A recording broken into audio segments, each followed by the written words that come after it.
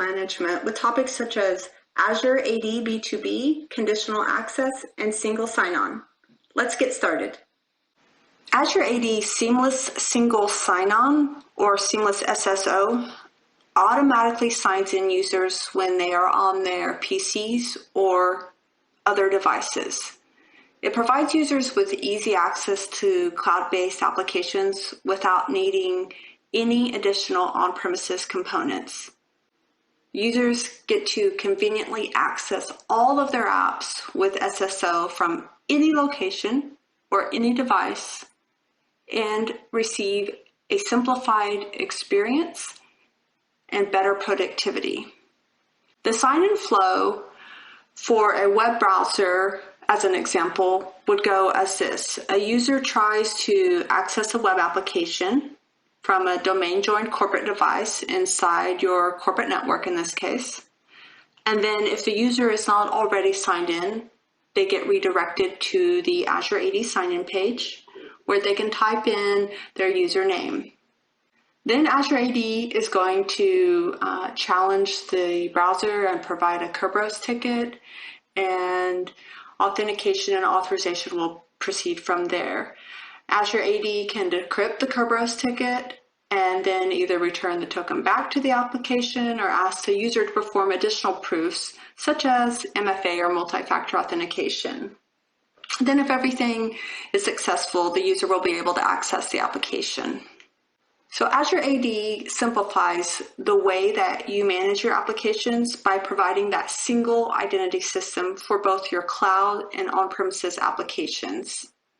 There are 4 main types of applications that you can add to your enterprise applications and manage with Azure AD. These are Azure AD Gallery applications, which is a gallery of thousands of applications that have already been pre-integrated for single sign-on with Azure AD.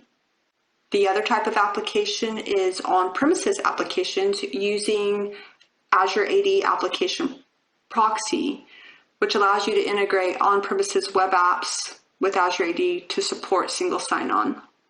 The third type of application that you can add is a custom developed application. So when you build your own line of business applications, you can still integrate those with Azure AD single sign-on.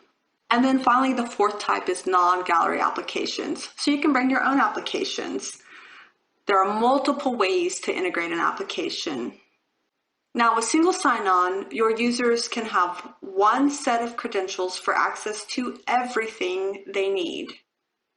And again, in our Azure AD Application Gallery, we have thousands of pre-integrated third-party applications that you're probably already using.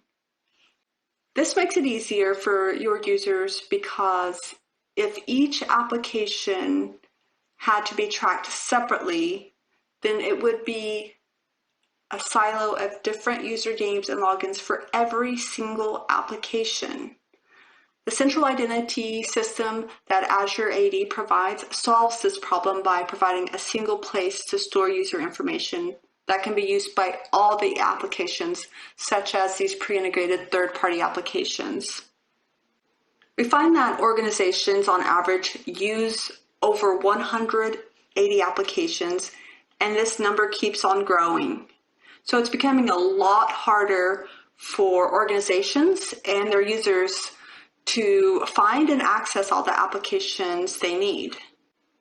At Microsoft, we offer the My Apps experience to help your users be more productive.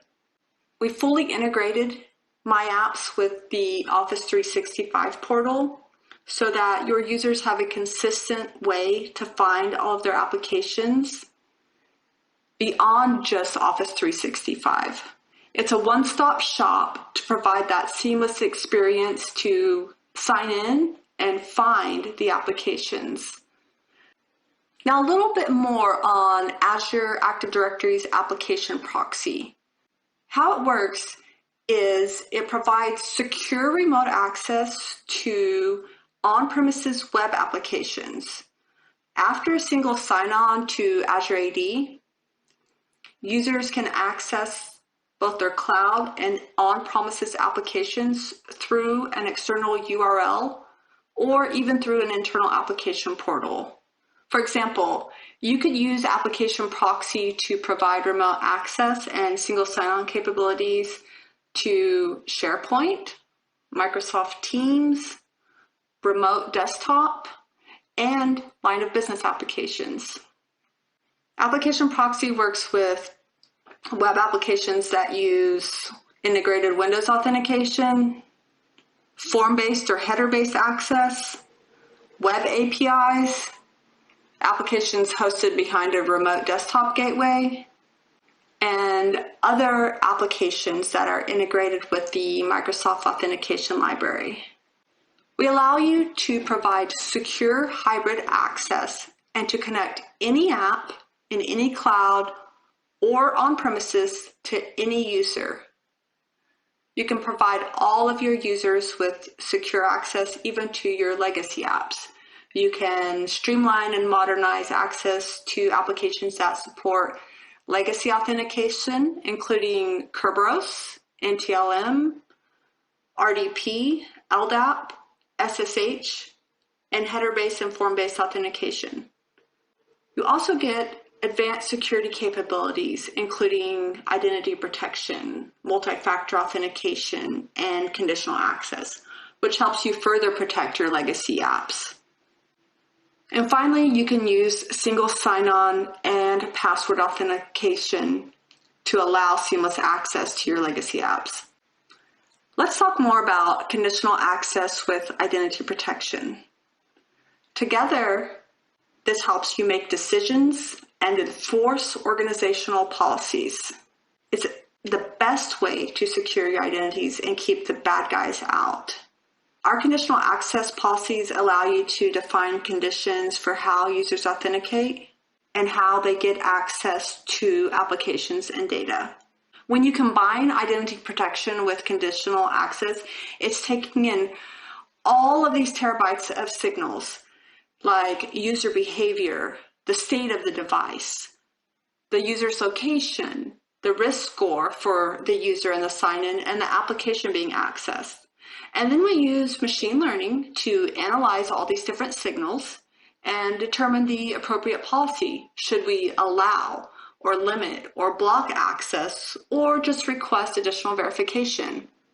For example, you might have a policy that requires MFA if the user is accessing your application or data from a new location that you haven't seen before.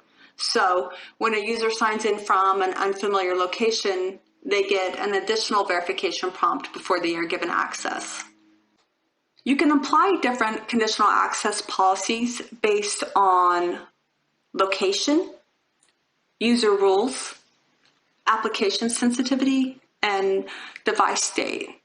So, for example, you can configure policies to select certain conditions such as whether a device is compliant, is the operating system up to date, and then decide whether you want to allow access or require further identification. With Azure Active Directory access reviews, Microsoft 365 global admins and user account admins can evaluate guest user access, recertify role assignments, collect access review controls, and evaluate employee access to applications and group memberships. This really enables your organization to efficiently manage group memberships and access to your applications, and then ensure that those privileged role assignments are managed properly. Since managing security can be difficult with all of the common identity-related attacks such as password spray, replay, and phishing, we find that security defaults within Azure Active Directory make it easier to help protect your organization with pre-configured security settings. The default settings are requiring all users to register for Azure multi-factor authentication, requiring administrators to perform MFA, blocking legacy authentication protocols, protecting privileged activities like access to the Azure portal, and requiring MFA when necessary. With conditional access, we have the ability to use report-only mode, which allows administrators to evaluate the impact of any conditional access policies that you create before you enable them in your environment. For organizations that have an Azure AD Premium P2 license, you can also create conditional access policies incorporating Azure AD Identity Protection's sign-in risk detections or user risk detections. Microsoft works with law enforcement, other researchers, our own internal security teams, and many other trusted sources to help find any credentials that have been leaked.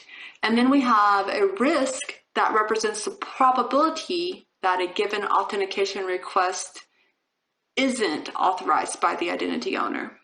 When implementing conditional access and planning for device compliance policies, keep in mind that you can define rules and settings that users and devices must meet to be compliant.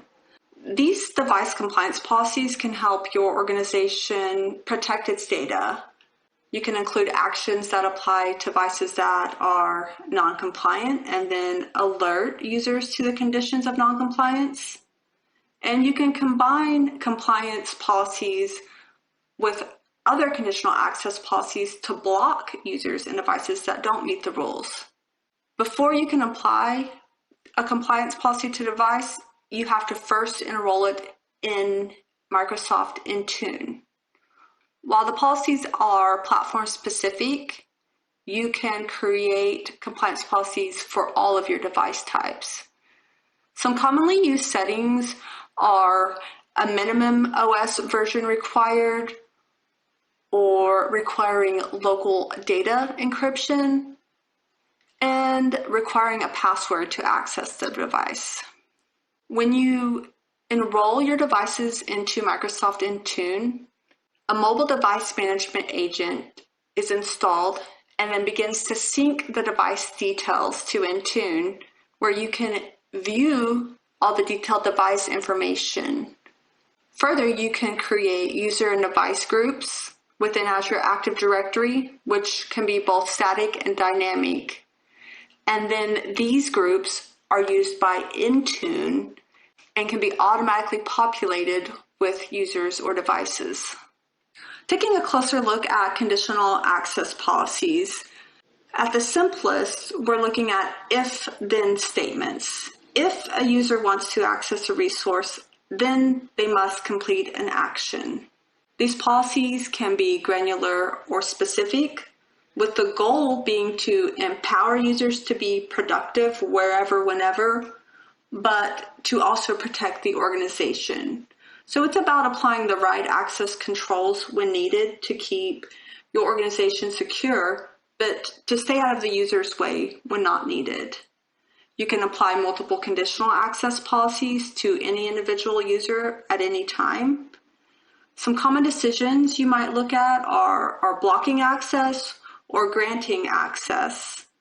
And some commonly applied policies that we look at are requiring multi-factor authentication or requiring trusted locations whenever you do register with MFA. On the Intune blade within the Azure portal and in the Microsoft 365 admin portal, you can perform basic device monitoring and view audit logs of all the activities that are generated within Microsoft Intune. These audit logs include activities such as creating and deleting, and you can also trigger device action from here and view a history of which actions were run on different devices. Now let's take a look at a demonstration of conditional access. We'll take a look at how you can ensure approved users and devices have access to corporate data, and then also how to ensure compliance when accessing different systems. So with conditional access, we can first set a baseline policy to require, for example, multi-factor authentication for admins. So within Microsoft Intune, we've gone to Policies and Conditional Access. I have a baseline policy require MFA for admins here. So I'm going to set it.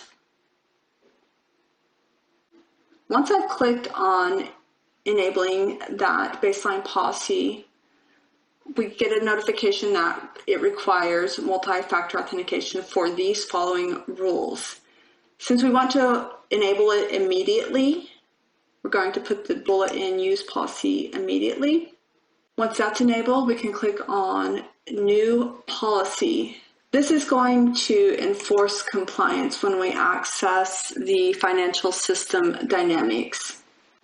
In the name field, I'm going to call this one Dynamic Security Compliance.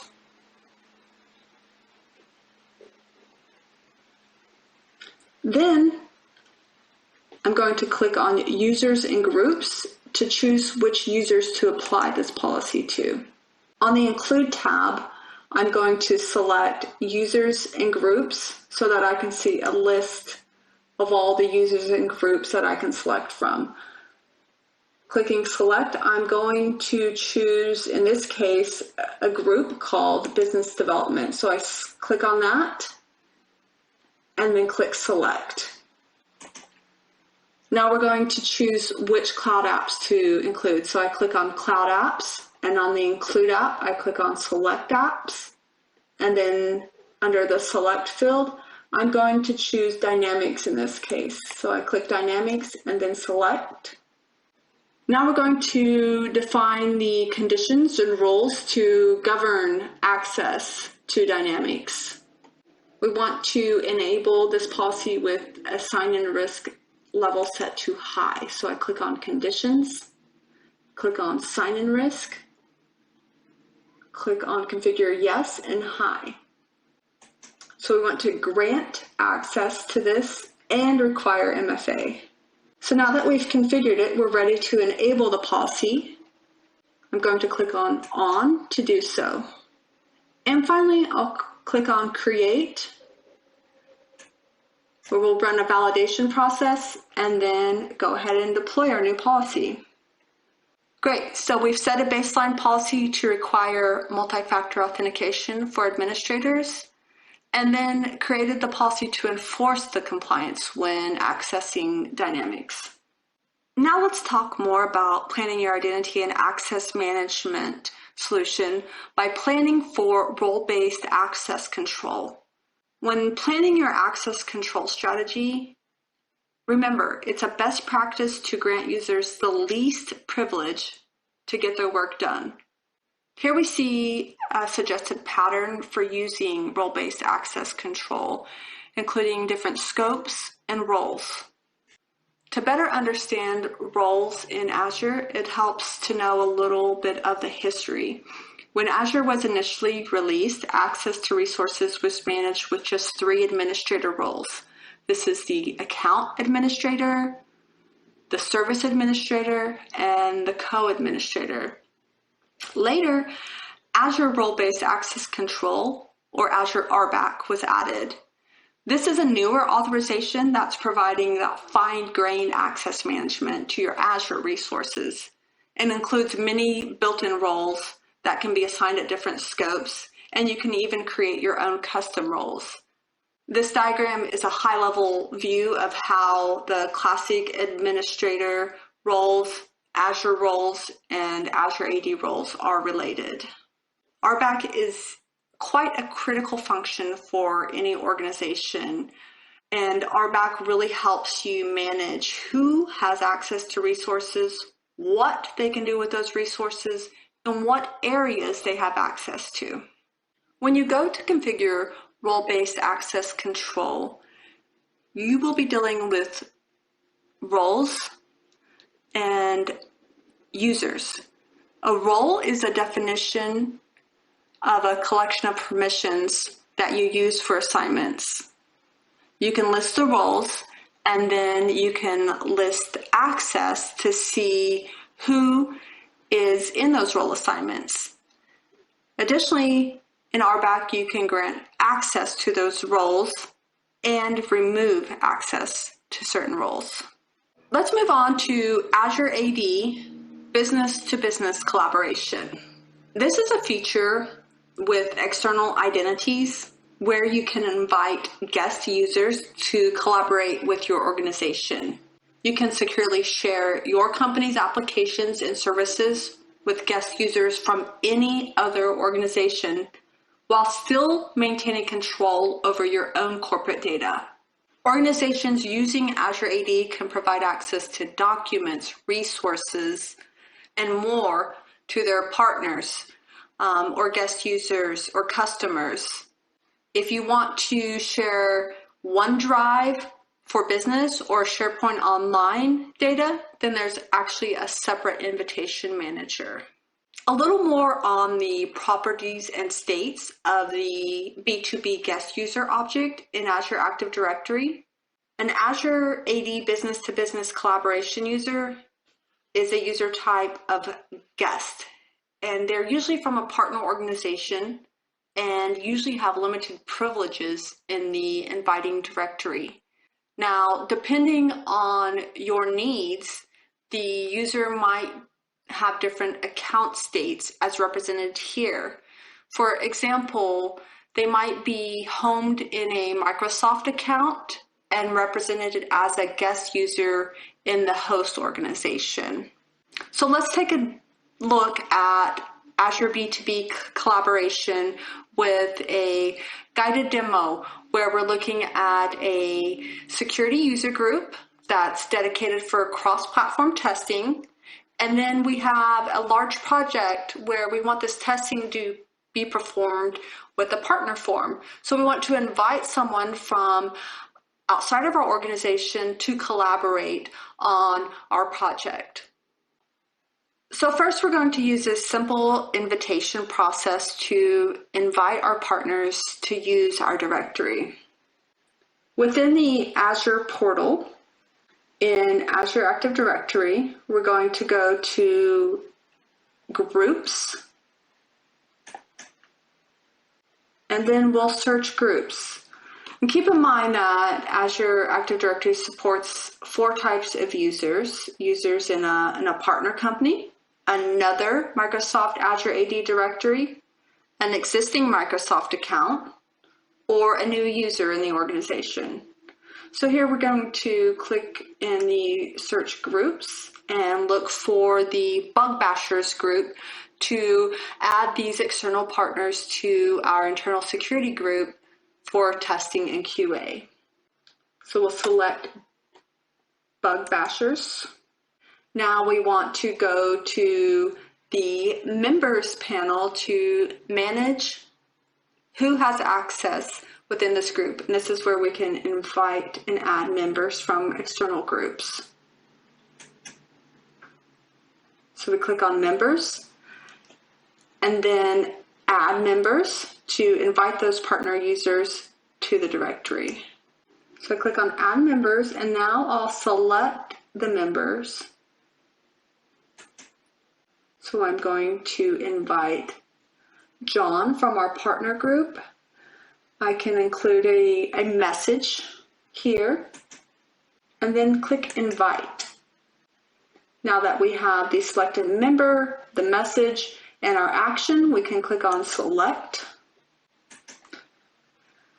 Now we'll log in as John to his mailbox and take a look at the invitation. So now the external user has received an email to join our directory. We're going to open this email. Here's what the invitation looks like. All we need to do now is click on the Get Started button and then authenticate using John's existing credentials. In this case, he's using a Gmail account, so you can see this is an external account. So sign in with a password, click Next. Now we've received a email and code here. So we'll go back to his email, back to our inbox. We're going to verify the email address with the code 6786 here. Enter code, put the 6786 here, and click on Next. So I'm going to enter the characters to verify that I'm a real person as John, and click on Next. This is letting John know that we're going to access his credentials in order to sign into the environment.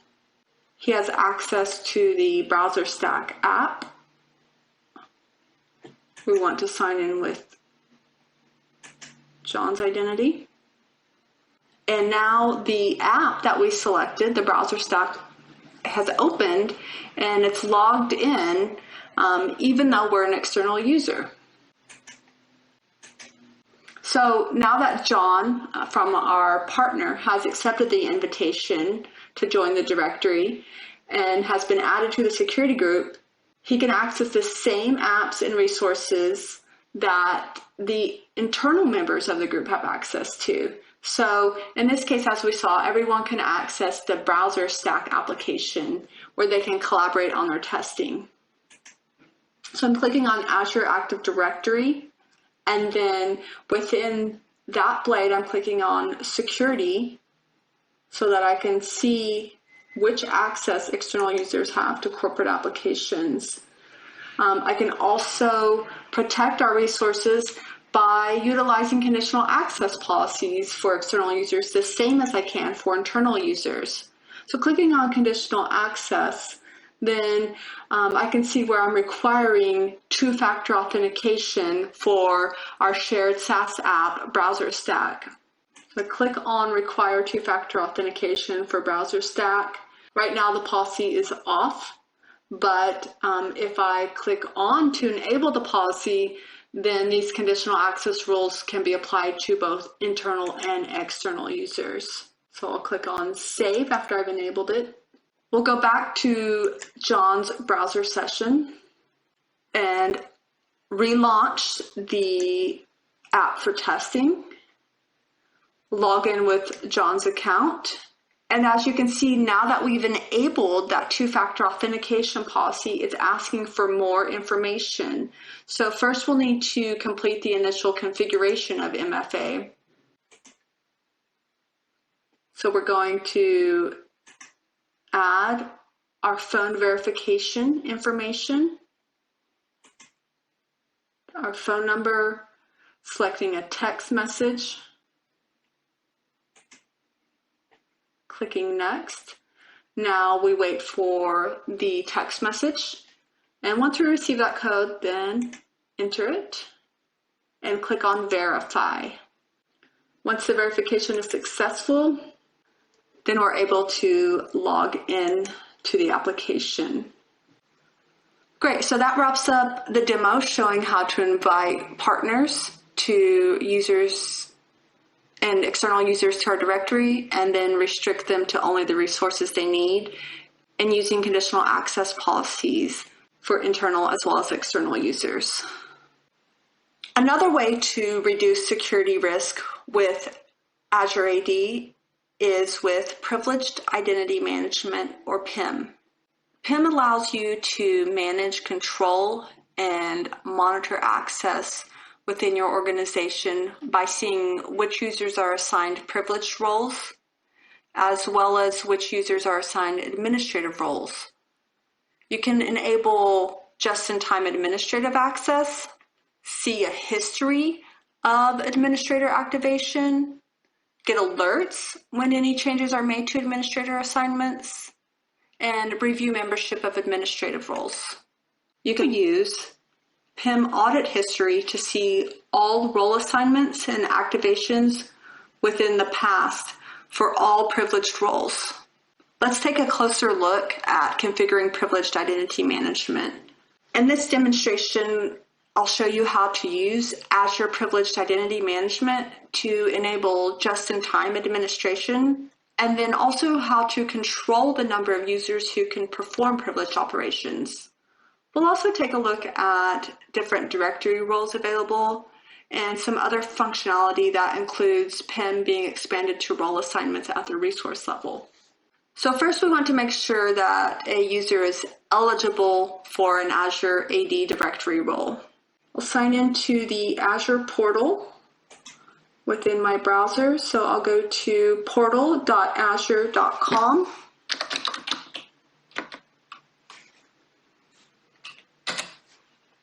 In the Azure portal, I can select Azure AD Privilege Management or search for it here.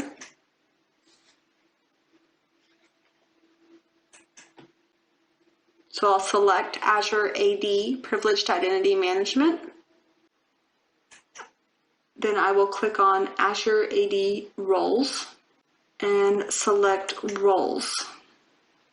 So I want to select one of these roles here to modify. So in this case, I'll select Billing Administrator. Then I will click Add Assignments. So right now we don't have anyone assigned to this.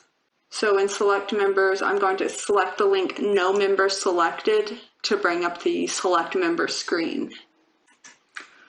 All right, I will look for Patty Fernandez. So I'm going to look for and select Patty. You can see selected down here. So I will click the Select button and then Next. So we want to say she is eligible. For now, I'm going to uncheck Permanently Eligible checkbox. And now I'll click Assign. If I want to go in and change Patty's eligibility, all I have to do is go into Assignments, click on Update for Patty, and I can see from this checkbox I can change from eligible to active. In this case, I'm going to go ahead and now select Permanently Eligible. So you can see it grades out the assignment dates and click Save. So now she's permanently eligible to be elevated to the Billing Administrator role. I can also remove users from roles here. So simply by clicking on the Remove button, it will ask me if I'm sure if I want to remove the assignment. In this case, I'm going to click No so that we can proceed with our demonstration. Okay, now we're going to log into the Azure portal as Patty to activate that Billing Administrator role.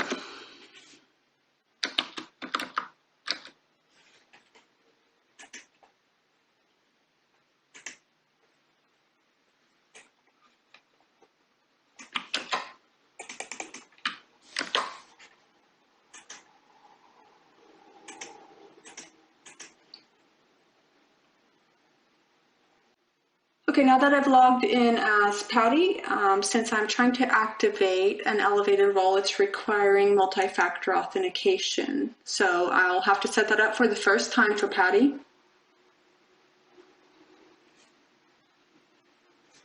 It's going to require the Microsoft Authenticator app, so I'm going to click Next. I've already installed it on my phone. I'm going to set up my account. I've scanned the QR code with my phone and added Patty's account to the Authenticator app. Clicking on Next. Now I'm going to approve the authentication I received on my phone. And the notification is approved, so now I'll proceed. Clicking Done.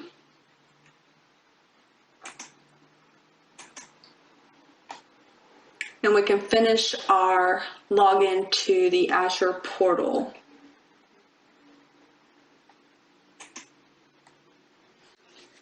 Okay, Patty wants to activate her role, so we're going to go to Azure AD.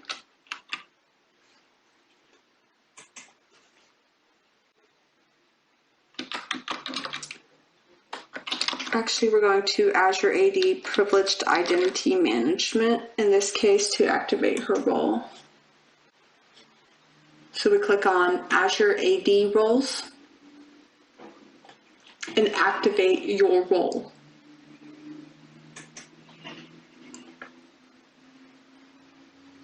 So you can see Patty is eligible here for the Billing Administrator role. So we click on this and activate. going to ask us for a reason.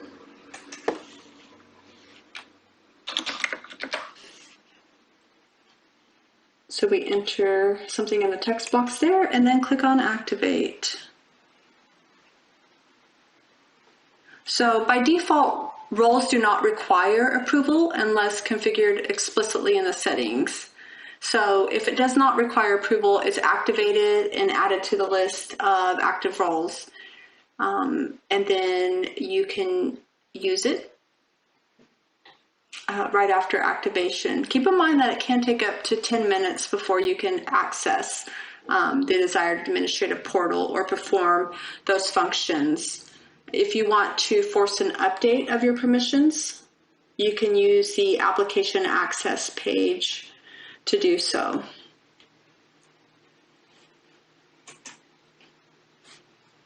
So we can see here that Billing Administrator is now activated. You can also, in the same area, you can see what other assignments you're eligible for, and if you have any that you've elevated and that have since expired.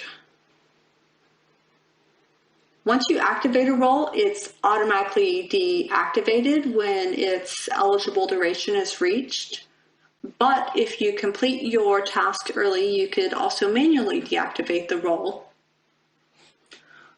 Here in the same location that we're at, in Azure AD roles, inactive assignments, and then by searching for the specific role that we're interested in, we can click deactivate. All right, we're all done with Patty there. Just a couple more things to look at quickly is when role assignments become stale with privileged access, we want to be able to reduce the risk associated with those. So as an admin, we can review the roles. So back in the portal signed in as our administrator, Holly, then we want to go to the PIM application and check Azure AD roles and access reviews. So we're going to click on access reviews here under manage, and then we can click new to start a new access review. So we can enter the details here, such as in this, we call this one global admin review. We can select a date here. We want it to end next month, and we want to review the global administrator role.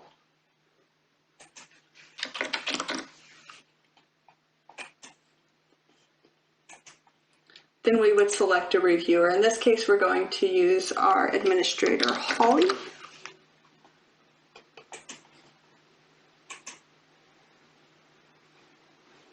And then start. So this starts the access review. Once it's completed and shows a status of active, then we can view the results. And then from that case, it will allow us to see, do we want to approve or deny access, and just telling the reviewer whether we still want to use the role or not. So we'll wait for this to refresh. Okay, to complete the access review, we click on the access review that we created for global admin review. Then we can see the number of users that we have within that role, which have been approved, which have been denied and not reviewed, and various details about that. So that concludes our demo on configuring privileged identity management. This concludes part 1. So let's recap all the content that you've seen so far. In Module 1, we discussed user and group management topics. Then in part 2, we discussed how to synchronize and protect your identities in the cloud, followed by Module 3, where we talked about single sign-on, conditional access, and other identity and access management topics. Thank you for your attendance so far. We look forward to seeing you in part 2 of our Microsoft Virtual Training Day, Secure and Protect Your Organization. Thank you.